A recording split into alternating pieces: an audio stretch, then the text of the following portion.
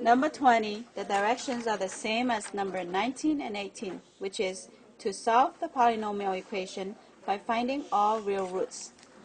And again, there's a couple ways to do this, but since this module is about using synthetic division, we will use the possible zeros.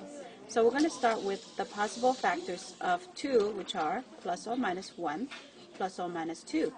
We also have a number coefficient in front of the x cubed, so that means we need to consider those factors as well, which means plus or minus 1 and 3. And we're going to need to take the factors of the back number dividing by these numbers in front. So we first have 1 divided by 1, which is 1. It's already on the list, so we're going to skip that. Next, we have 1 divided by 3, so we do have a new possible zero of 1/3.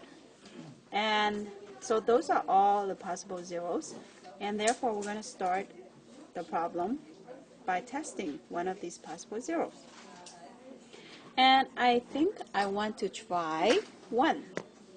So I'm going to bring down the first number, multiply, and I'll have 3. Combining the two numbers, we have -5. Multiplying by 1 again, we have -5.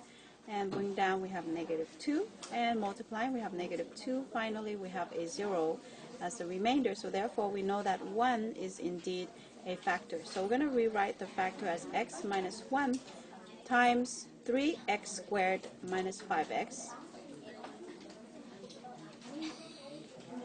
minus 2 equals 0. And so we're going to try to factor out the quadratic here. So we're going to use the 2-column factoring.